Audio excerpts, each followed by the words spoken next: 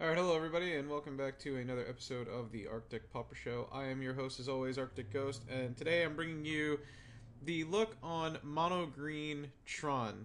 This deck has been played a little bit by some people, but I most notably know about it from Nega Shane, a co-host of the Community Pauper Challenge and awesome streamer, as well as just awesome all-around dude.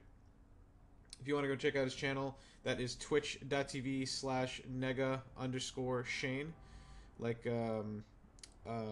what's the character? Like Nega Scott from Scott Pilgrim vs. the World, because he's a big fan of that. So, what is this deck? It's Mono Green Tron. You ramp up, try to get Tron as quickly as possible, and you play big, really big, stupid dorks.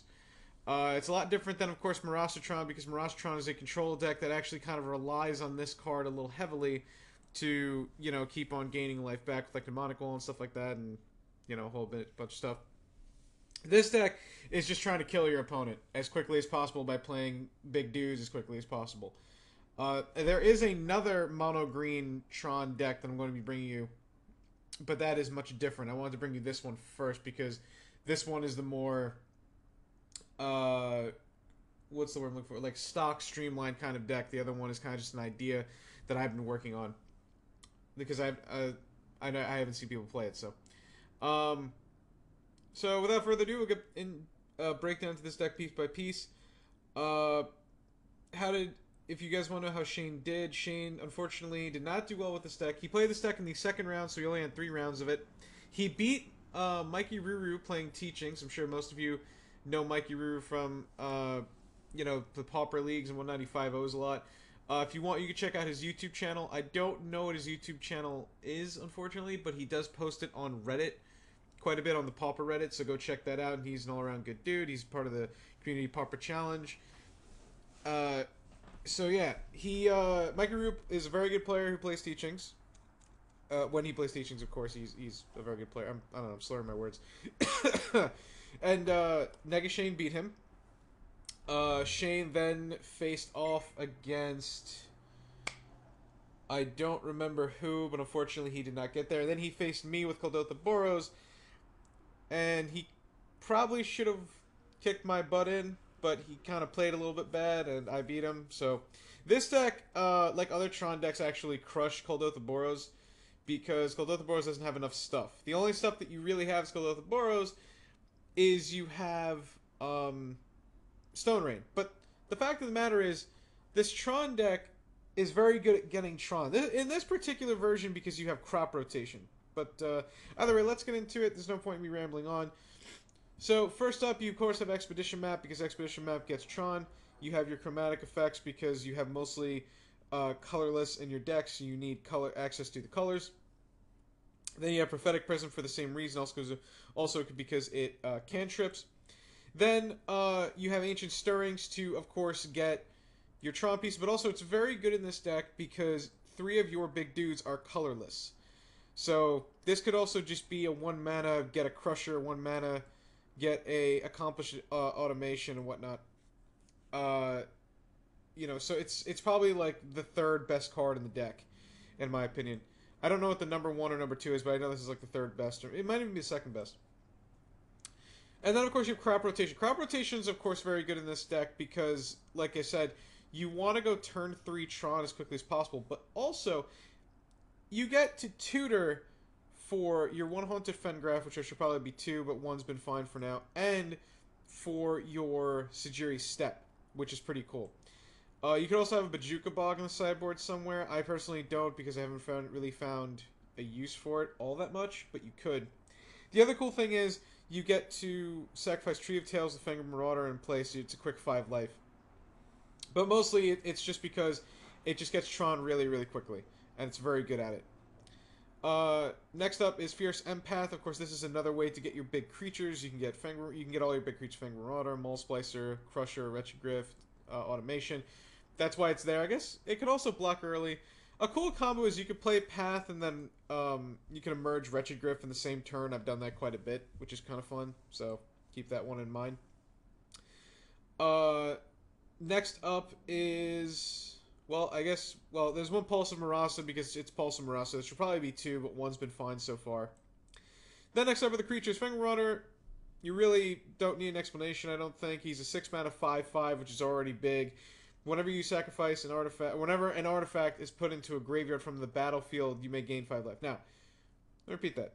Whenever an artifact is put into a graveyard. So if you're wondering why this card beats the crap out of Affinity and you're new to Pauper, that's why. They can't kill you with a Tog because every time they sack something, you gain 5. You have 12 artifacts that you can sack to gain 5 life, and then you have 3 Tree of Tails that you can combo with Crop Rotation to gain 5 life. The 2 tokens from Multiplicer, when they go to the graveyard, can gain you 5 life, because tokens do actually hit the graveyard when they die. So Fang Marauder is just an insane card. Then you have Multiplicer. Multiplicer's good, but it's not that great. It's 7 mana for 7 power, but it's not great on its own. It doesn't really do all that much. I wish I could afford a Mnemonic Wall and a Ghostly Flicker in here, but I can't, so such is life. Then, of course, you have Little Mox Crusher. There maybe should be 4 of them, but I went with 3 because I kept drawing so many of them early when I couldn't cast them, and that was starting to really piss me off. So I went with 3. And then you have Wretched Griff, which Wretched Griff, not only does it replace itself when you cast it, so even if it's countered, but also it's a 3/4 flyer, which is huge in this format. And then you have Accomplish Automation, which a 5/7 is already good, and you can make it a 6/8 if you want, or you can bring along a token that that Shane has named Craig. So you can bring along a Craig with you, and then it's not vulnerable to Edict effects. So take that for what you will. And then, of course, rounding out all the non-land cards is Rolling Thunder, because it's Rolling Thunder.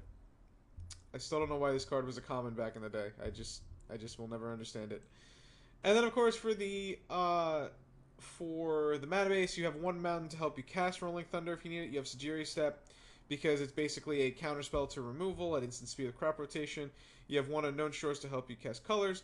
You have a Haunted Fengraf to get back a creature, which, by the way, every creature in this deck is really good. Even at worst, if you get Fierce Empath, it's just a delay to get a big creature, so keep that in mind.